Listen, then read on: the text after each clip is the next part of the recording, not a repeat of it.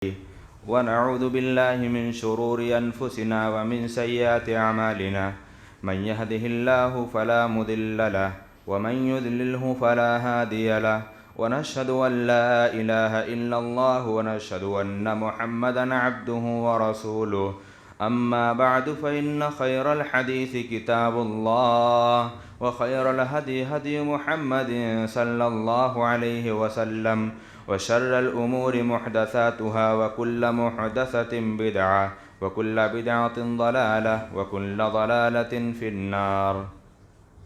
فاعوذ بالله من الشيطان الرجيم. بسم الله الرحمن الرحيم. يا أيها الذين آمنوا اتقوا الله حق تقاته ولا تموتن إلا وأنتم مسلمون. يا أيها الناس اتقوا ربكم الذي خلقكم من نفس واحدة وخلق منها زوجها وبث منهما رجالا كثيرا ونساء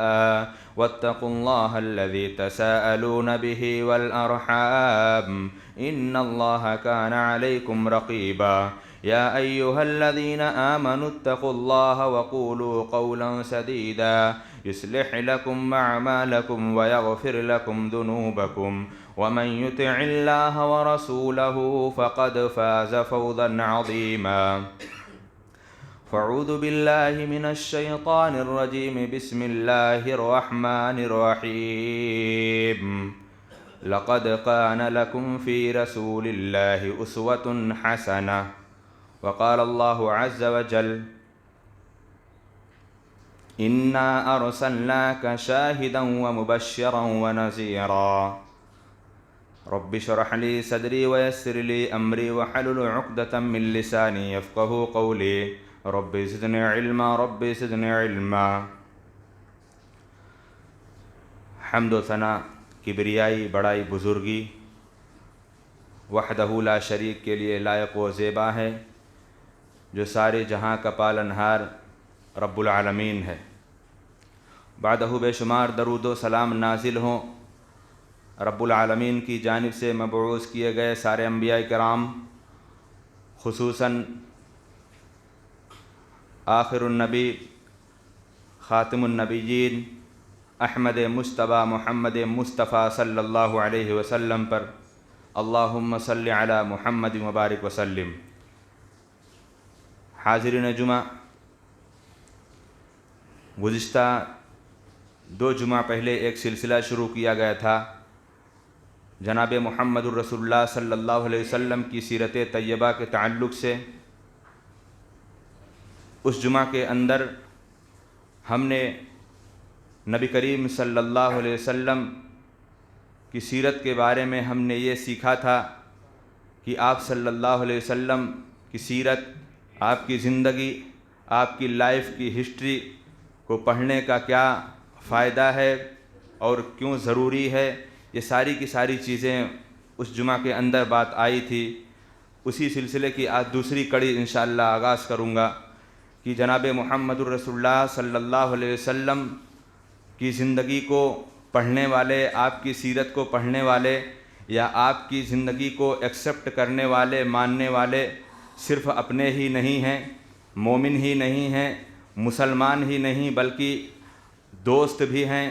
دشمن بھی ہیں، اپنے بھی ہیں، غیر بھی ہیں، مومن بھی ہیں، مشرک بھی ہیں، یہودی بھی ہیں اور نصارہ بھی ہیں اور کرسچن بھی ہے. سارے کے سارے لوگوں نے محمد الرسول اللہ صلی اللہ علیہ وسلم کی لائف اور آپ کی ہسٹری پر سارے لوگوں نے مطالعہ کیا. اس کی بے شمار دلیلیں اور اس کی بے شمار نشانیات آپ کے سامنے ابھی انشاءاللہ گوشے گزار ہوں گا. جیسا کہ انشاءاللہ اب آئندہ جمعہ کے اندر یہ سلسلہ وار کچھ ایسی باتیں چلیں گی. آئندہ جمعہ کے اندر انشاءاللہ آپ صلی اللہ علیہ وسلم کی ولادت، باسعادت، رضاعت، پھر آپ صلی اللہ علیہ وسلم کی تربیت، نشو و نما، پھر آپ صلی اللہ علیہ وسلم کا سینہ چاک کیا جانا، یہ سارے کے سارے واقعات، یہ سارے کے ساری زندگی کے پیش آنے والے آپ صلی اللہ علیہ وسلم کے اوپر جو معاملات پیش آئے انشاءاللہ اس پر گفتگو ہوگی. آج کی اس خطبہ جمعہ کے اندر جو آپ سامعین کے سامنے بات رکھنی ہے، بات یہ رکھنی ہے کہ محمد الرسول اللہ صلی اللہ علیہ وسلم کی زندگی کو، آپ کی سیرت کو صرف اپنوں ہی نے نہیں پڑھا بلکہ غیروں نے بھی پڑھا، اور اللہ رب العالمین نے ان لوگوں کو جن لوگوں نے پڑھا اور وہ اپنے اخلاص اور اپنی نیت سے اگر ان لوگوں نے اس سے استفادہ کیا تو رب العالمین نے ان کی زندگی کے اندر ہدایت کا بھی راستہ رکھا اور ہدایت یافتہ بھی ہوئے۔ جگناتھ اردو زبان کے بڑے مشہور شاعر جگناتھ، انہوں نے پیارے رسول صلی اللہ علیہ وسلم کی زندگی کے بارے میں جب پڑھنا شروع کیا، آپ صلی اللہ علیہ وسلم کی ہسٹری پر انہوں نے آپ کے کیریکٹر، آپ کے اخلاق و کردار اور آپ صلی اللہ علیہ وسلم کی زندگی میں پیش آنے والے امور کو انہوں نے اتنے اچھے طریقے سے پڑھا، اور پڑھنے کے بعد انہوں نے ایک ایسی شاعرانہ کتاب لکھی اور اس کتاب کے اندر اپنے احساسات اور انہوں نے جو تاثرات پائے تھے نبی کریم صلی اللہ علیہ وسلم کی زندگی کے تعلق سے شاعری الفاظ میں انہوں نے ایک کتاب لکھ ڈالی۔ ہندو سماج کے سوامی، بڑے ہی مشہور سوامی ہیں لکشمن پرساد، انہوں نے ایک کتاب لکھی محمد الرسول اللہ صلی اللہ علیہ وسلم کی ذات گرامی پر، عرب کا چاند۔ انہوں نے ایک کتاب لکھی عرب کا چاند، ہندو سماج کے ایک سوامی ہیں، انہوں نے اس کتاب کے اندر محمد الرسول اللہ صلی اللہ علیہ وسلم کی سیرت، آپ کی کیریکٹر اور آپ کی زندگی میں پیش آنے والے امور کو انہوں نے اس کے اندر لکھا، اور لکھنے کے بعد انہوں نے اپنی دلی تمنا یہ پیش کی کہ محمد الرسول اللہ صلی اللہ علیہ وسلم سے عظیم انسان اور آپ صلی اللہ علیہ وسلم سے عظیم ہستی اس دنیا کے اندر نہیں آئی ہے۔ انہوں نے یہ لکھا۔ ہمارے ملک کے اندر بڑے ہی مشہور اور بڑے ہی مانے جانے ایک سنت نکلے ہیں، اور ان کے نام سے اپنے ممبئی کے اندر ایک روڈ بھی پایا جاتا ہے، ایس وی روڈ۔ سوامی وویکانند،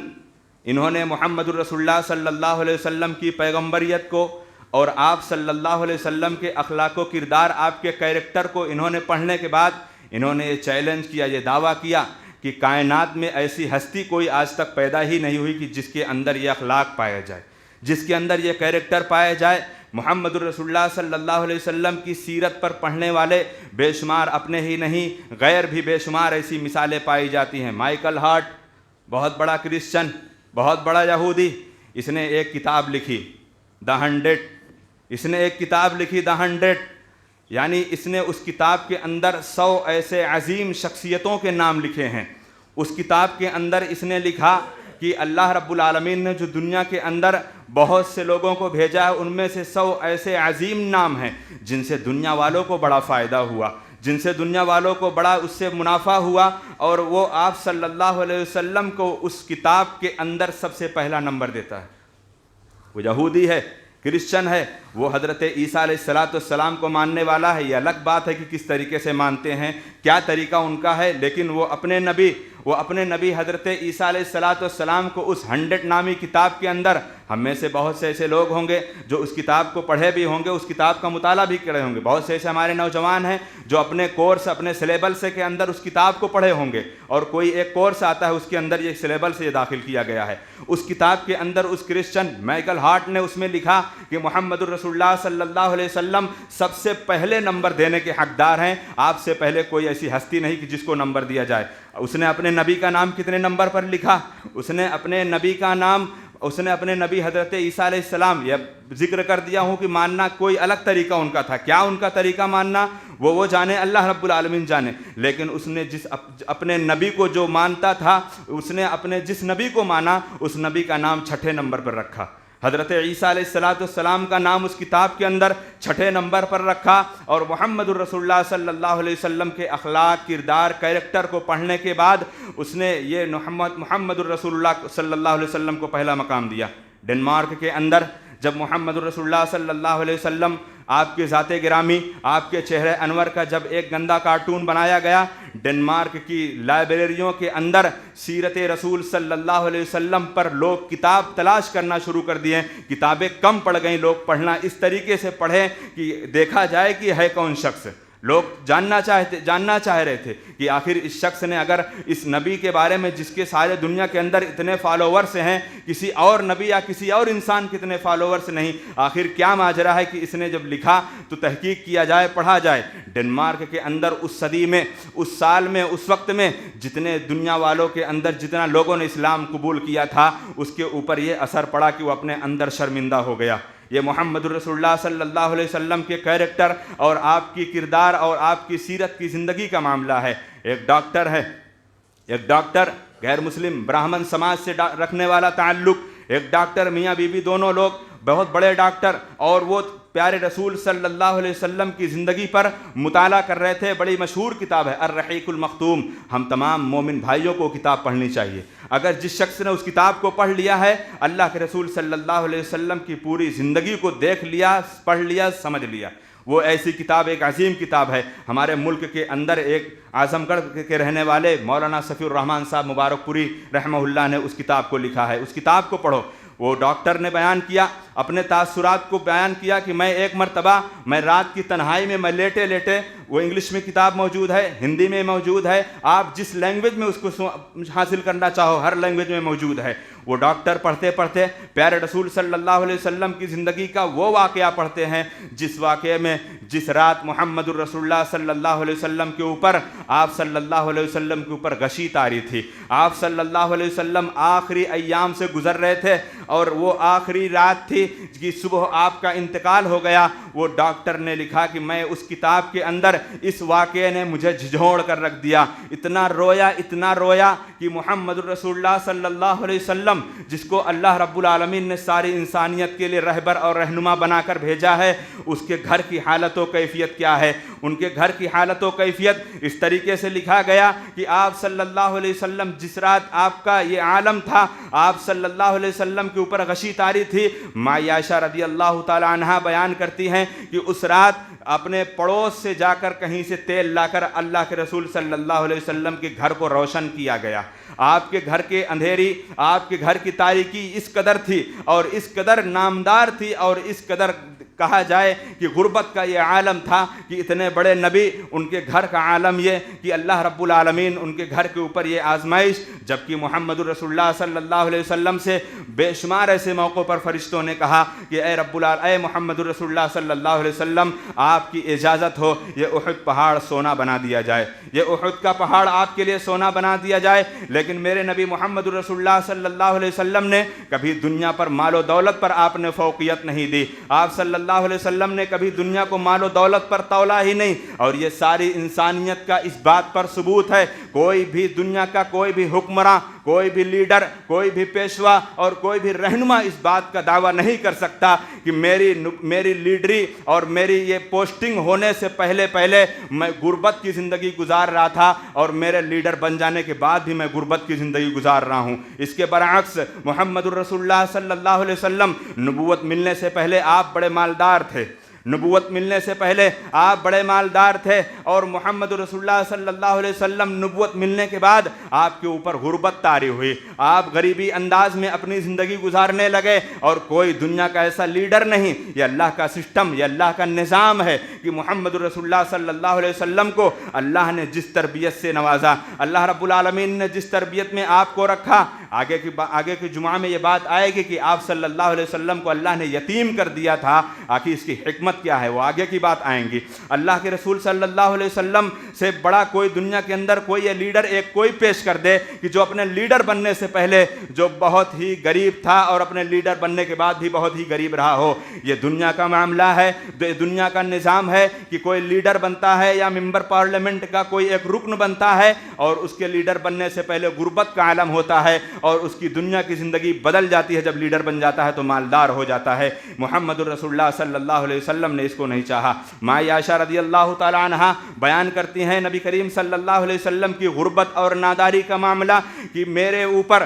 محمد الرسول اللہ صلی اللہ علیہ وسلم کی زندگی میں کوئی ایسے مسلسل 3 دن نہیں گزرے کہ جس 3 دن کنٹینیو لگاتار میرے گھر میں چولہا جلا ہو اور کھانا بنا ہو. یہ محمد الرسول اللہ صلی اللہ علیہ وسلم کی غربت اور ناداری کا یہ عالم, یہ آپ کی زندگی کا یہ عالم, نبی کریم صلی اللہ علیہ وسلم کی زندگی. لیکن آج دنیا کے اندر دنیا والوں کو صرف دولت, صرف پراپرٹی, عہدہ, منصب, عزت و شہرت, بلندی چاہیے, لیکن اس کو محمد الرسول اللہ صلی اللہ علیہ وسلم کی سیرت سے کوئی مطلب نہیں, آپ کی زندگی سے کوئی مطلب نہیں. جیسا کہ اللہ رب العالمین نے قرآن مجید کے اندر بے شمار ایسے اسلوب اور بے شمار ایسے انداز میں نازل فرمایا. کیا وجہ ہے کہ ہم جب محمد رسول اللہ صلی اللہ علیہ وسلم کی ہم جب سیرت کا مطالعہ کرتے ہیں, آپ کوئی بھی سیرت کی کتاب اٹھاؤ, الرحیق المختوم اٹھاؤ, رحمت للعالمین اٹھاؤ, سیرت ابن ابن ہشام اٹھاؤ، یہ سیرت کی سب سے جامع کتابیں ہیں۔ یہ محمد الرسول اللہ صلی اللہ علیہ وسلم کی ولادت باسعادت سے لے کر آپ کی وفات تک کے لیے بڑے جامع ایک ایک لمحات اور ایک ایک منٹ آپ صلی اللہ علیہ وسلم کا ان کتابوں میں تذکرہ موجود ہے۔ آپ پڑھو تو ہم میں سے اگر ابھی پوچھ لیا جائے کسی بھی ایک انسان سے، اگر کسی بھی ایک انسان سے الا ماشاء اللہ کہ کن کن لوگوں نے اللہ کے رسول کی سیرت پر ان تینوں کتابوں میں سے کوئی ایک کتاب پڑھی ہے، بہت کم ہی لوگوں کے ہاتھ اٹھیں گے، بہت کم ہی لوگوں کے ہاتھ اٹھیں گے۔ دنیا کے سارے ناول نگاروں اور دنیا کے سارے فنکاروں کی کتابیں پڑھی جاتی ہیں، ناول کی کتاب آپ پڑھو، کہانیاں کی کتاب آپ پڑھو، دلچسپی ماڈل کی کتاب آپ پڑھو، لیکن آپ کی زندگی کا جو مقصد، جو ٹارگٹ، جو ہدف ہے، آپ اس کو ہی نہ پڑھو تو آپ سے بڑا جاہل اور آپ سے بڑا نادان کوئی نہیں ہے۔ محمد رسول اللہ صلی اللہ علیہ وسلم کی سیرت کا جب ہم پڑھنا مطالعہ کرنا شروع کریں گے تو سب سے پہلے ہمیں کیا چیز ملتی ہے؟ سب سے پہلے حضرت ابراہیم علیہ السلام کا تذکرہ ملتا ہے۔ کیا وجہ ہے؟ کیا معاملہ ہے؟ اس کے دو بڑے اسباب ہیں، دو بڑے اسباب ہیں کہ اللہ رب العالمین نے محمد الرسول اللہ صلی اللہ علیہ وسلم کی زندگی سے پہلے یا جتنے تصنیف یعنی جتنے مورخین لکھنے والوں نے سب سے پہلے حضرت ابراہیم علیہ السلام کا تذکرہ ہی کیوں لکھا؟ ابراہیم علیہ السلام کا تذکرہ اس لیے لکھا، پہلا سبب، پہلی وجہ یہ ہے کہ ابراہیم علیہ السلام کا تذکرہ آپ صلی اللہ علیہ وسلم کی سیرت شروع کرنے سے پہلے اس لیے لکھا گیا کہ محمد الرسول اللہ صلی اللہ علیہ وسلم، ہمارے نبی محمد الرسول اللہ صلی اللہ علیہ وسلم کے آبا و اجداد میں سے ابراہیم علیہ السلام تھے۔ ابراہیم علیہ السلام کی اولاد حضرت اسماعیل علیہ السلام سے عرب کے اندر جو نسل پھیلی اور اسی نسل سے ہمارے نبی محمد الرسول اللہ صلی اللہ علیہ وسلم ہے۔ اسی موقع پر اللہ رب العالمین نے قرآن مجید کی سورہ حج کے اندر ارشاد فرمایا، ملت ابیکم ابراہیم، ملت ابیکم ابراہیم، کہ اے لوگو اپنے باپ ابراہیم علیہ السلام کی پیروی کرو۔ ابراہیم علیہ السلام باپ کس ناحیے سے؟ ابراہیم علیہ السلام کس تعلق سے اللہ رب العالمین باپ کہہ رہا ہے؟ حضرت ابراہیم علیہ السلام کے بیٹے حضرت اسماعیل علیہ السلام، اور اسماعیل علیہ السلام کی نسل سے عرب کی ساری نسلیں پائی جاتی ہیں، اور انہی نسلوں میں سے ہمارے نبی محمد رسول اللہ صلی اللہ علیہ وسلم ہیں۔ اس لیے جناب محمد رسول اللہ صلی اللہ علیہ وسلم نے جس طریقے سے ابراہیم علیہ السلام کو اللہ نے کہا اپنے باپ ابراہیم کی پیروی کرو، خود میرے نبی محمد رسول اللہ صلی اللہ علیہ وسلم نے کہا تھا، یا ایھا الناس انما انا لکم بمنزلۃ الوالد، اے لوگوں سن لو، میں تمہارے لیے تمہارے روحانی باپ جیسا ہوں۔ جب اللہ رب العالمین نے حضرت ابراہیم علیہ السلام کو ملت کا باپ قرار دیا تو ہم محمد رسول اللہ صلی اللہ علیہ وسلم کی روحانی اولاد ہیں، اور ہمارے نبی محمد رسول اللہ صلی اللہ علیہ وسلم ہمارے روحانی باپ ہوئے۔ یہ پہلی سبب، یہ پہلا یہ اسباب میں سے پہلا سبب ہے کہ اللہ رب العالمین نے محمد رسول اللہ صلی اللہ علیہ وسلم کی زندگی سے پہلے ابراہیم علیہ السلام کا تذکرہ کئی جگہ ارشاد فرمایا۔ اللہ رب العالمین نے نبی کریم صلی اللہ علیہ وسلم کی زندگی سے ملنے والے واقعات اور آپ صلی اللہ علیہ وسلم سے ملنے والی تعلیمات ہماری زندگی کا ایک ایک لمحہ، ایک ایک گوشہ، منٹ ہمارے لیے ہدایت اور اسوہ اور نمونہ اور آئیڈیل ہے۔ یہ میرے نبی محمد رسول اللہ صلی اللہ علیہ وسلم کی تعلیمات تھی۔ کیوں آپ صلی اللہ علیہ وسلم کو روحانی باپ قرار دیا گیا؟ دنیا والے باپ، دنیا کے بے شمار ایسے باپ ہیں جو اپنی اولاد کو کبھی یہ تعلیم نہیں دیتے کہ تمہیں نماز پڑھنا ہے، تمہیں روزہ رکھنا ہے۔ ہمارے لیے وہ نبی جس کو اللہ رب العالمین نے ہمارے لیے اسوہ، نمونہ، آئیڈیل بنا کر بھیجا، وہ نبی ہمیں پیشاب کرنے کا طریقہ بتلایا، وہ نبی ہمیں کھانا کھانے کا طریقہ بتلایا، وہ نبی ہمیں زندگی گزارنے کا طریقہ بتلایا، وہ نبی ہماری دنیاوی مشکلات کو آسان کرنے کا طریقہ بتلایا، اور وہ نبی جو ہماری پوری کی پوری زندگی کے لیے اللہ رب العالمین سے محشر کے دن اپنی اس دعا کو برقرار رکھا ہے۔ تو ایسے نبی کیا ہمارے لیے روحانی باپ نہیں ہو سکتے؟ پہلی وجہ اور پہلا سبب یہ۔ دوسرا سبب کیا ہے؟ دوسرا سبب یہ ہے کہ اللہ رب العالمین نے جب حضرت ابراہیم علیہ السلام اور ان کے بیٹے حضرت اسماعیل علیہ السلام نے اللہ رب العالمین کے گھر خانے کعبہ کو جب بنا لیا تو بنانے کے بعد اللہ رب العالمین سے دعائیں کی تھی، اللہ رب العالمین سے دعائیں کی تھی۔ آپ پہلا پارہ اٹھا کر آپ پڑھو، اللہ رب العالمین نے کہا ربنا وبعث فیہم رسولا منہم یتلو علیہم آیاتک ویعلمہم الکتاب والحکمہ ویزکیہم انک انت العزیز الحکیم۔ اللہ رب العالمین سے ابراہیم علیہ السلام نے ہاتھ اٹھا کر دعائیں کی کہ اے رب العالمین آنے والی نسلوں میں ایک ایسا رسول بھیج دے جو انہی کے جنس سے ہو، اور اللہ رب العالمین وہ ان کو آیت حکمت کی باتیں بتائے اور ان کو پاک کرے۔ یہ اللہ رب العالمین حضرت ابراہیم علیہ السلام نبی کریم صلی اللہ علیہ وسلم کی زندگی سے 2500 سال پہلے اللہ کے رسول صلی اللہ علیہ وسلم سے پہلے ابراہیم علیہ السلام نے دعا کی۔ کن کے لیے دعا کی؟ اللہ کے رسول صلی اللہ علیہ وسلم جناب محمد الرسول اللہ صلی اللہ علیہ وسلم کے لیے دعا کی،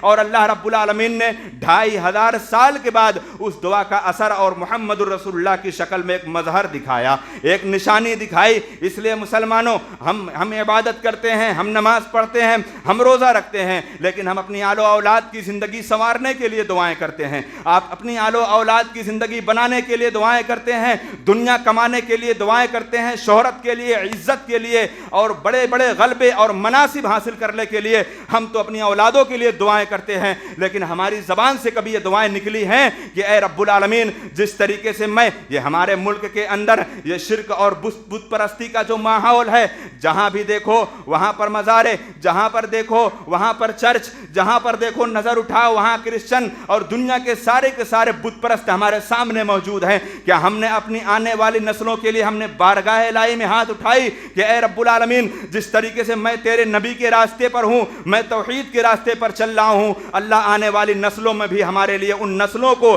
اور ہمارے ان آنے والی جس طریقے سے جو ہماری نئی جو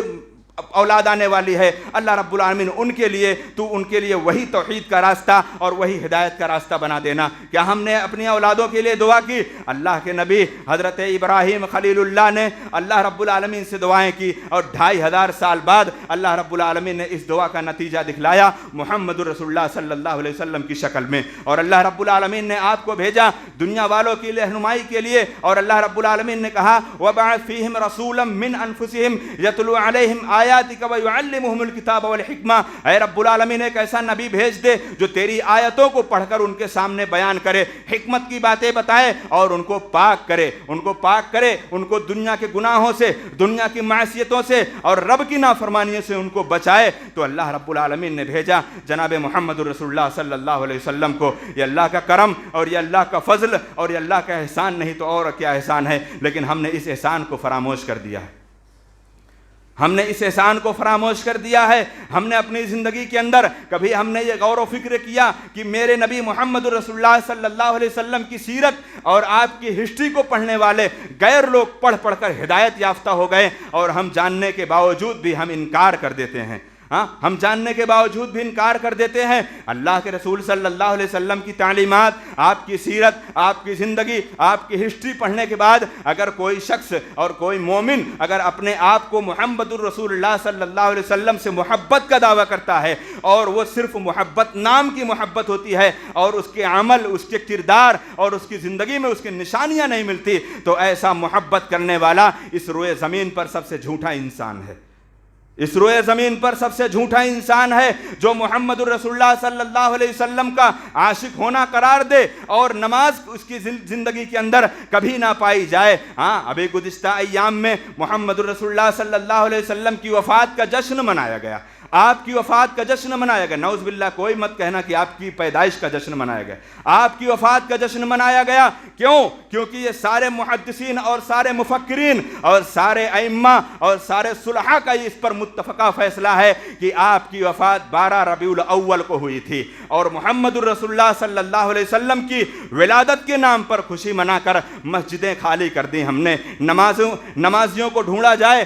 تو میلادوں کے اندر، جلوسوں کے اندر، نعت خواں کے اندر آپ کو سینکڑوں در سینکڑوں تعداد ملے گی، اور مسجد کے اندر گھوم کر دیکھ لو تو 5، 6 یا 10 نمازی ملیں گے۔ یہ حالت ہے کہ نہیں مسلمانوں؟ یہ حالت ہے کہ نہیں؟ ہم نے خود دیکھا، اپنی مسجد کے اندر دیکھا نمازیوں کی حالت و کیفیت اس طریقے سے کہ وہ تو 5 وقت کی نماز تو دور کی بات، جمعہ کے دن بھی باہر بیٹھ کر ہوٹل پر گپ شپ کرتے رہتے ہیں۔ ہمارے مسلمان آپس میں جو اپنے آپ کو توحید پرست کہنے والے ہیں، ایسے لوگ جمعہ کی نماز کے اندر وہ نہ شرکت کرتے ہیں، نہ ان کے اندر اللہ کا خوف آتا ہے۔ اور جناب محمد رسول اللہ صلی اللہ علیہ وسلم نے ایک موقع پر کہا تھا کہ میرا ارادہ کرتا ہے، میرے دل میں یہ تمنا تمنا پیدا ہوتی ہے کہ میں اپنے مصلے پر کسی ایسے آدمی کو نماز پڑھانے کا حکم دوں اور میں ان لوگوں کے گھروں کو آگ لگا دوں جو جمعہ کے دن اپنے گھروں میں بیٹھے ہوئے ہیں۔ یہ میرے نبی کی تعلیم، یہ میرے نبی کی وعید اور یہ میرے نبی کا غصہ، اور ہم محمد رسول اللہ کے پیروکار ہونے کے دعوے دار ہیں۔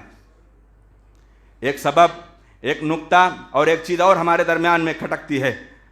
کہ آخر کیا وجہ ہے کہ اللہ رب العالمین نے جناب محمد رسول اللہ صلی اللہ علیہ وسلم مکہ کی سرزمین پر آپ کو پیدا کیا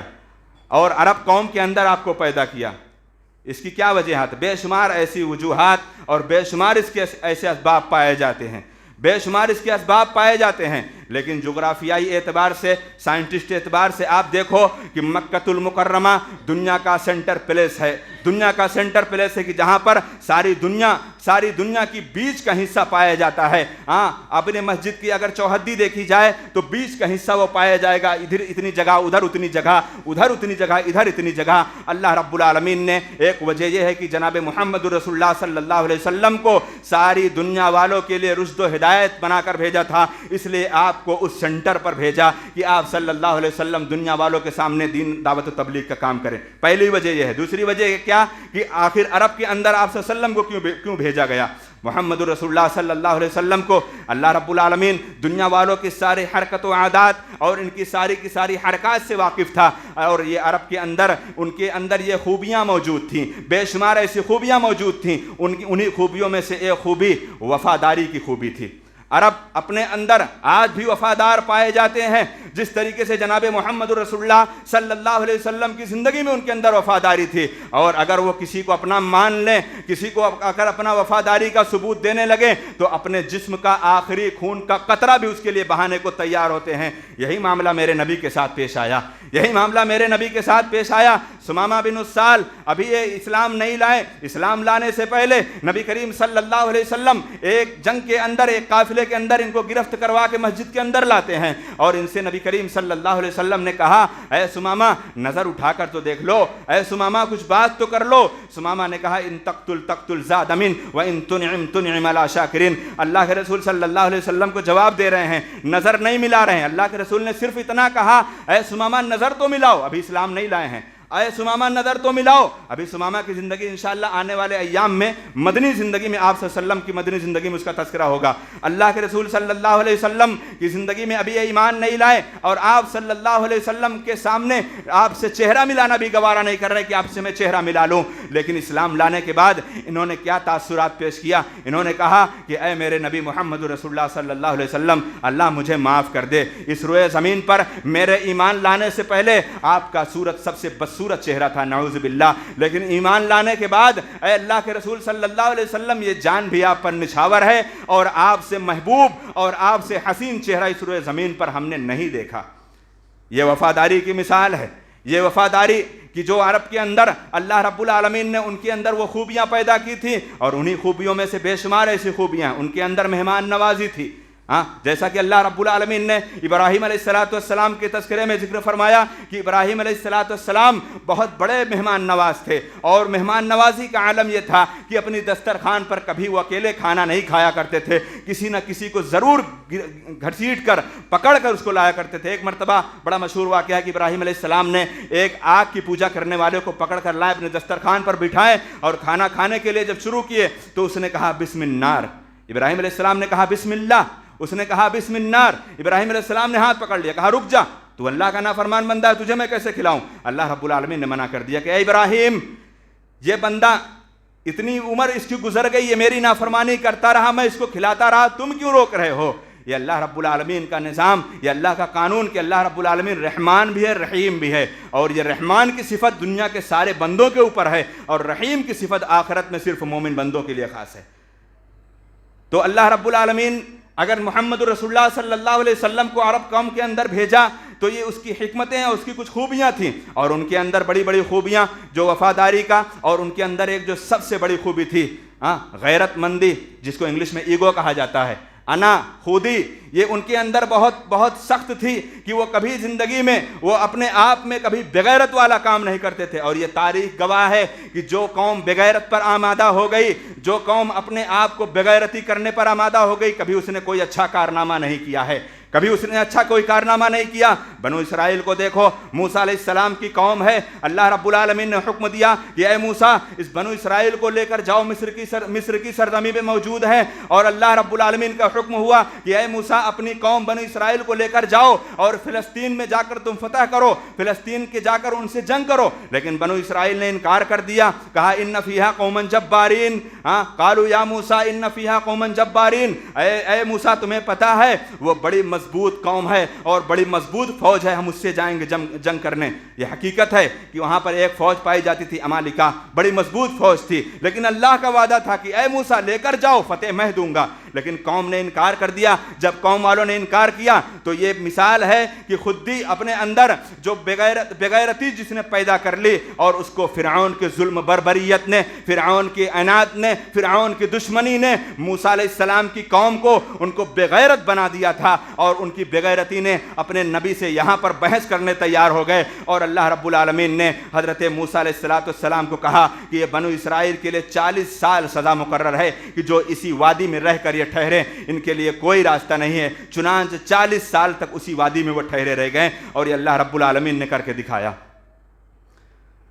تو پیارے رسول جناب محمد رسول اللہ صلی اللہ علیہ وسلم کو اللہ رب العالمین نے عرب قوم کے اندر بھیجا، لیکن عرب کے اندر کچھ خرابیاں بھی تھیں، کچھ گڑبڑیاں بھی تھیں، اور وہ بہت بڑی خرابی، بہت بری خرابی۔ پہلی خرابی ان کے اندر کیا تھی؟ وہ شرک و بدعات کو بہت عام سمجھتے تھے۔ شرک و بدعات ان کی زندگی میں بہت عام تھا۔ ہر قبیلے کا الگ الگ بت،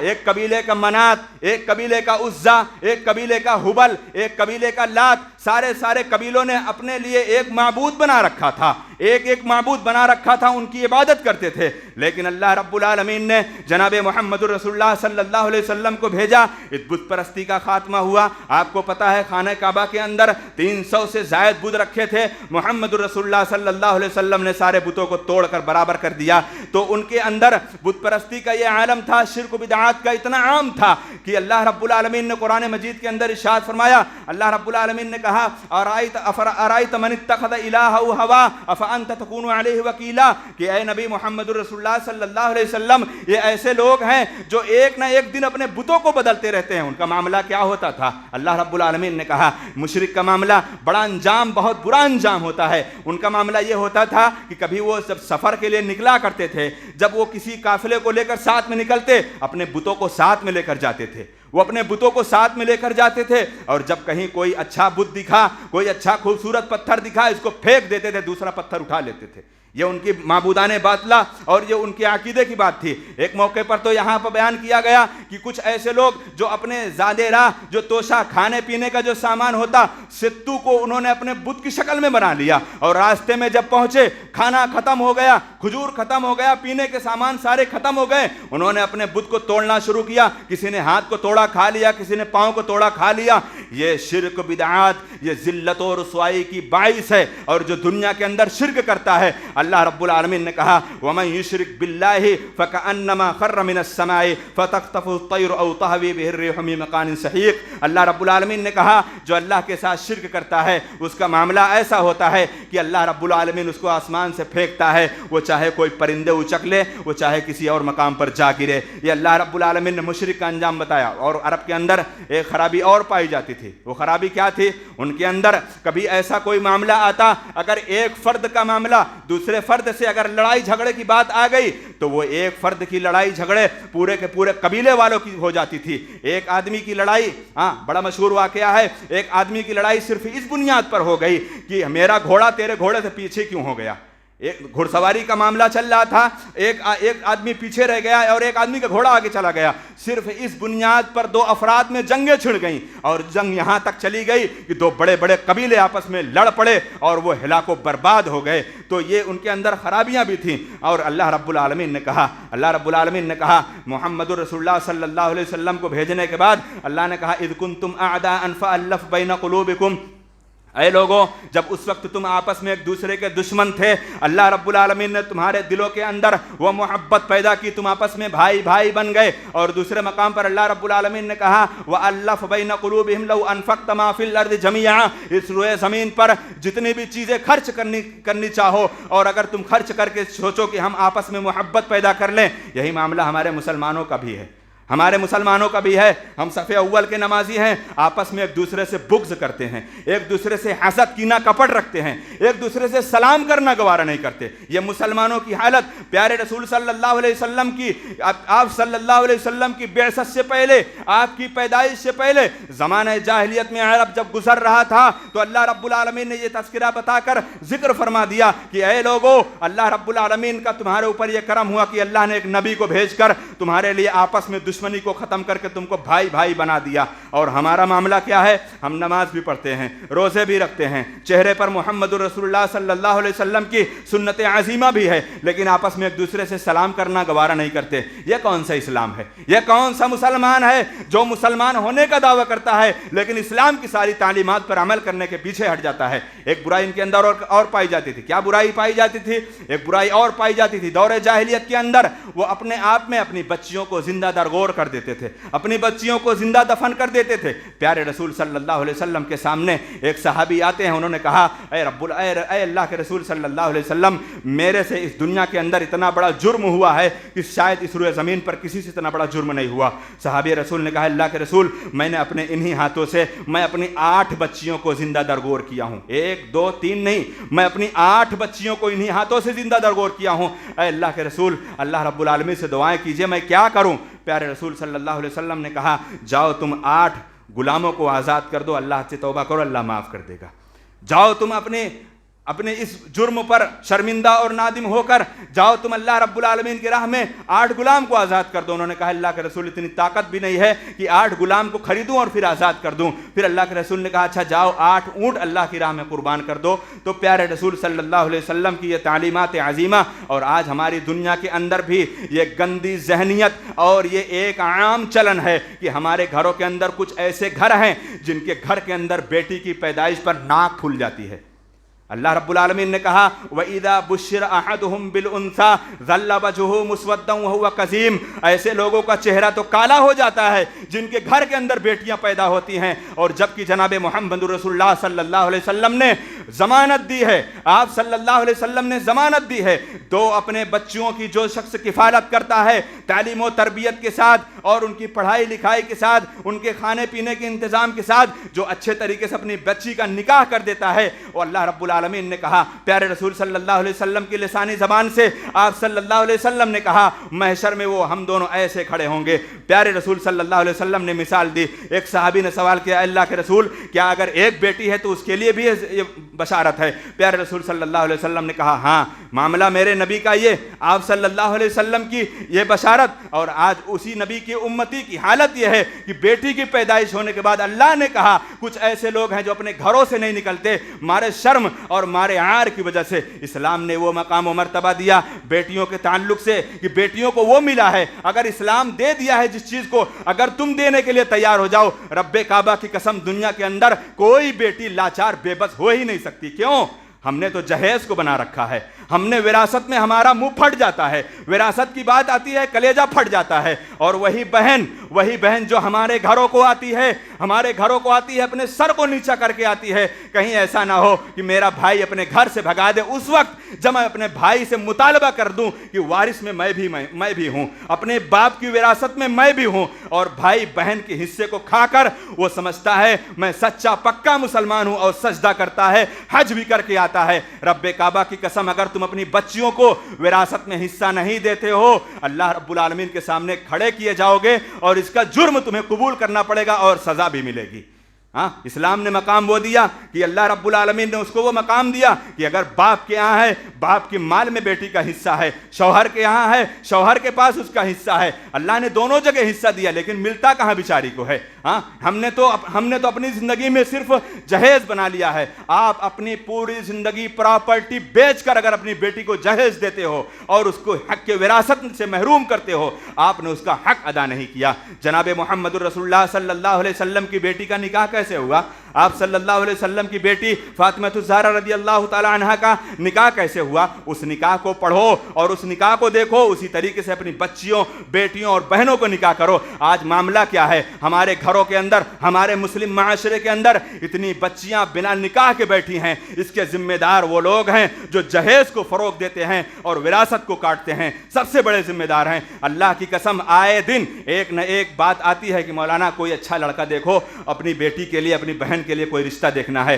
افسوس ہوتا ہے اللہ کی قسم کہ ہمارے ملک کے اندر ماشاءاللہ اتنے حسین و جمیل باپ اور اتنے حسین و جمیل اولاد آخر کہاں جائیں گے، وہ کس بچی سے شادی کریں گے؟ یہ معاملہ ہماری قوم کا ہے، یہ معاملہ ہمارے اسلام کا ہے، اور یہ معاملہ میرے نبی محمد رسول اللہ صلی اللہ علیہ وسلم کا ہے۔ بات کبھی آئے گی تو انشاءاللہ اس پر گفتگو ہوگی، میرا موضوع وہ نہیں ہے، موضوع انشاءاللہ کبھی ذکر کیا جائے گا۔ تو ایک بات ذکر کر کے اپنی بات کو ختم کرتا ہوں کہ محمد رسول اللہ صلی اللہ علیہ وسلم کے ایک صحابی حضرت ربعی بن عامر رضی اللہ تعالیٰ عنہ، ایران کا بادشاہ رستم نے، اس نے یہ سمجھا کہ عرب کے لوگ ہیں بڑے کمزور ہیں، کبھی کچھ انہوں نے دیکھا نہیں، نہ تو پراپرٹی دیکھی ہے، نہ تو